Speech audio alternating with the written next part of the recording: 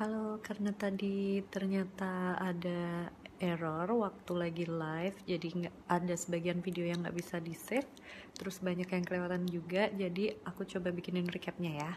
Tadi tuh kita bahas apa itu Montessori. Montessori itu sebenarnya nama seorang dokter di Italia yang dia mendedikasikan hidupnya dan ilmunya untuk pendidikan anak-anak usia dini gitu. Jadi uh, dia mendasarkan metodenya itu dari observasi pada kebutuhan tumbuh kembang anak. Jadi makanya di Montessori itu apapun yang dilakukan itu selalu berdasarkan dengan kebutuhan tumbuh kembang si anak gitu. Lalu apalagi ya tadi? Kenapa kami berdua milih Montessori? Karena kalau dari aku itu aku melihat metode Montessori itu bisa membantu anak untuk mengembangkan dirinya secara whole atau semuanya keseluruhan dan menjadikan si anak ini sebagai pribadi yang balance antara kemampuan intelligence, emosional, sosial, fisikal dan language-nya atau bahasanya. Jadi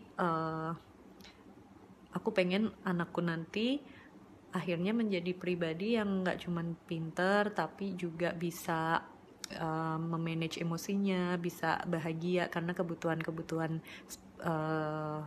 psikisnya, spiritualnya itu terpenuhi dengan baik. Kalau dari Mbak Putri sendiri, dia suka dengan Montessori ini karena sangat bisa membantu anak untuk mandiri gitu, bisa sangat-sangat independen dan bisa mengandalkan dirinya sendiri, karena sebagai orang tua kita nggak bisa selamanya ada buat mereka gitu. Dan dengan menjadikan anak mandiri sejak dini itu sangat bisa membantu si anak untuk menghadapi kehidupan di masa depan gitu. Lalu sejak umur berapa sih Montessori ini bisa diterapkan? Sebenarnya dia bisa diterapkan dari baru lahir banget, newborn banget itu udah bisa, karena memang benar-benar didasari oleh kebutuhan tumbuh kembang anak yang tiap fase umurnya itu berbeda, makanya dia bisa banget sangat bisa disesuaikan dari usia 0 bulan sampai dewasa gitu. Misalnya untuk anak-anak di bawah usia 1 tahun, biasanya yang sangat perlu dikembangkan itu adalah bagian sensorialnya atau sense-nya atau indera-inderanya. Makanya biasanya yang lebih sering diasah di anak-anak usia 1 tahun ke bawah itu adalah sensorinya. Kalau anak-anak di atas 3 tahun misalnya, dia udah mulai menunjukkan kebutuhan untuk interaksi sosial, jadi kita perbanyak di interaksi sosialnya gitu. Jadi sangat bisa diterapkan dari umur 0 bulan sampai dewasa. Nah, kalau anaknya udah umur 2 atau 3 tahun, bisa nggak sih? Masih bisa. Jadi anak-anak itu kebutuhan sensitive periods-nya dimulai dari usia 0 bulan sampai usia 6 tahun. Jadi kalau baru mulai di usia 2 atau 3 tahun, kita masih punya waktu 4 atau 3 tahun. Terus kata Mbak Putri, nggak telat, tapi sebaiknya buru-buru langsung mulai aja gitu, sekarang juga gitu. Terus apa yang perlu disiapkan untuk memulai? Jadi itu sebenarnya ada dua, menjadi prepared adult dan menyiapkan prepared environment.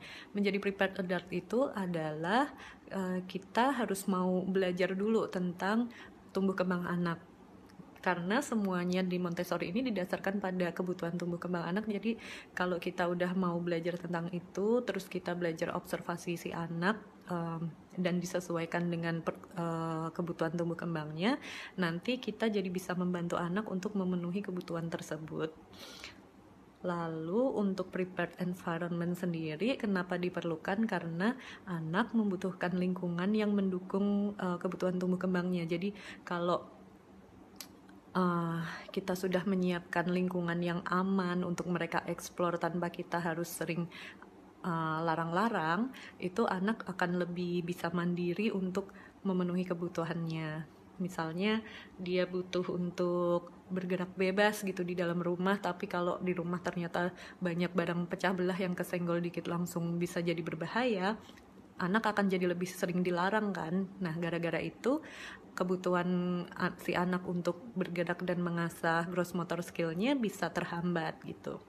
Makanya prepared environment ini juga sangat penting untuk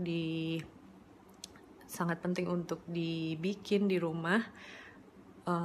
Sama pentingnya juga dengan kita sebagai orang dewasa yang mendampingi tumbuh kembangnya untuk terus belajar tentang tumbuh kembang si anak.